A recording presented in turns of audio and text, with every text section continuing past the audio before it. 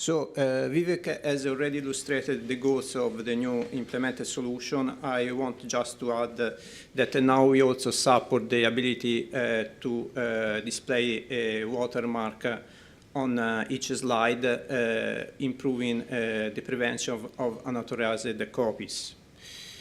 Now let's look at what happens from the moment the user requests a slide to when the slide is displayed on the screen. First, the client requests some information to the core, and this information are both about the entire presentation and individually slides. The core takes care of collecting this information and send to the client in JSON format. When the client receives this information, several tasks are performed and implemented in the on-Slideshow info method. Two canvases are created and initialized.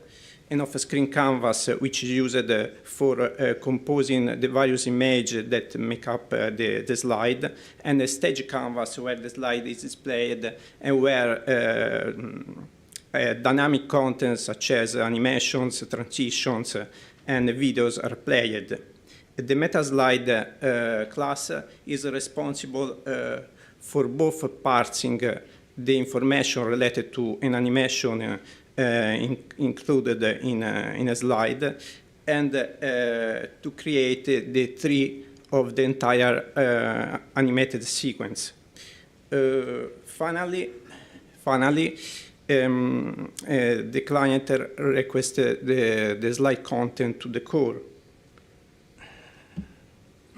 The message sent to the core for requesting the slide has the following parameters: the unique ID of the slide, the size of the slide, so that the size of the slide that should be fit on the screen, and additionally, it's possible to specify whether the core should render the background and the object belonging to the master page. If these elements were already received during the request for a previous slide, the client is able to reuse them without the need to ask to request them again. The response sent to the client from the core is made by a collection of layers, and each of these layers, each layer message is made up by a bitmap and JSON data related to that layer. Here you can see, I hope it's enough big to be visible, this a sequence diagram that illustrates what I already, the interactions between the client, the WSD server, and the core. The client requests a slide in turn to the server. In turn, the server asks the core to create a Slideshow layer renderer instance, which analyzes the slide content in order to determine how to partition the slide into layers. Then the core notifies the server that it can start requesting layer, and this request is performed through the render next layer method. The core's response, as already told, consists of a bitmap and JSON data. Then the server compresses the bitmaps of each layer and forward them along with the JSON data to the client. Online, handles both client-side caching of incoming layer content and render it on the top of screen canvas. Once a layer has been forwarded, the server notifies the client that the slider request is complete. So here you can see the rules that are used by the Slideshow layer renderer class in order to subdivide a slide into layers.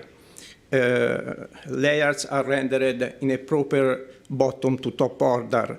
An animated object is rendered in a separate layer so that later it can be modified by the client for performing the animation. On the contrary, static objects are grouped on the same layer until an animated object is met. That's done in order to preserve the correct object zeta order. Here you can see the JSON data attached to a layer. Each layer can belong to one of four groups: background, master page, raw page, text field, and for each of this group there is on the client a specific handler that takes care to parsing the layer message and to render the layer content on the top of the screen canvas. The layer content type can be one of these four: image info, placeholder info, text field info, and animated shape info. For instance, that's the last one provides both the animated object in the form of a compressed image and some geometric and color properties that are used later for performing the animation.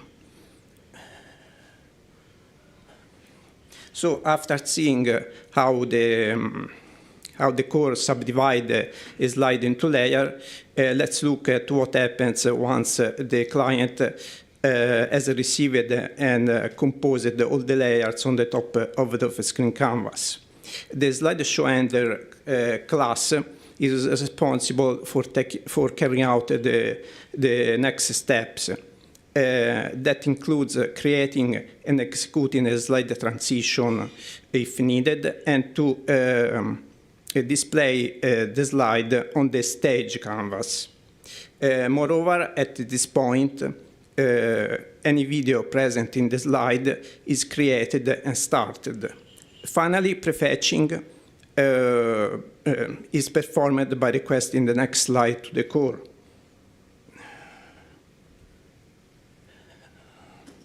And now let's see how dynamic content such as animations and videos are rendered. The render method of SlideRenderGL class is responsible for rendering the texture where the slide has been loaded.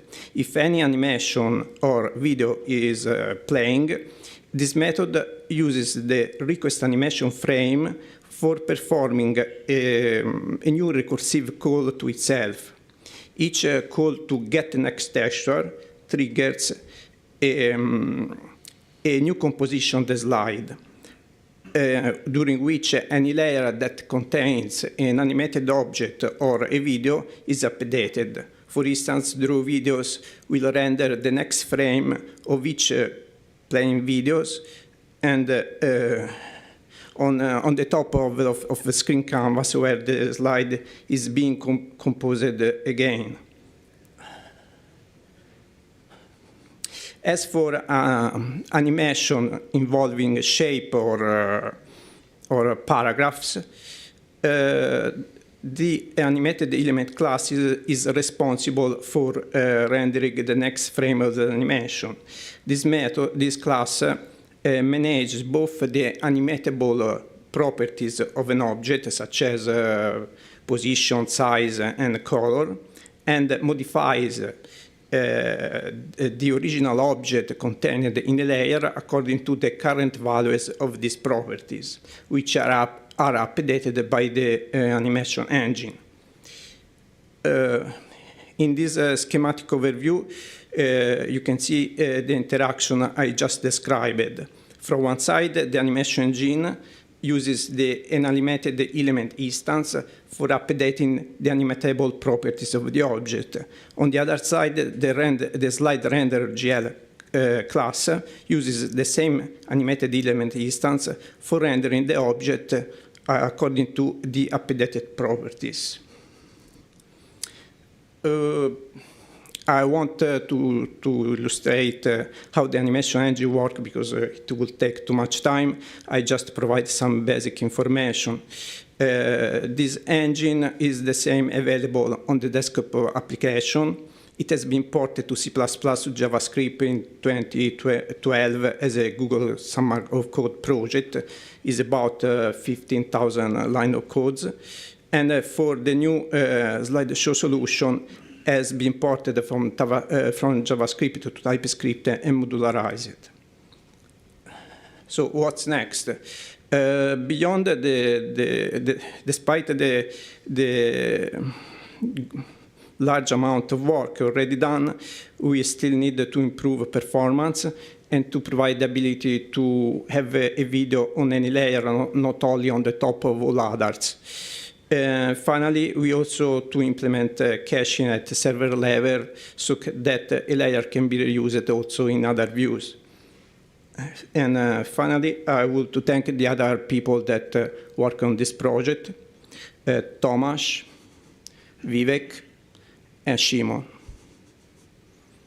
That's all, thanks.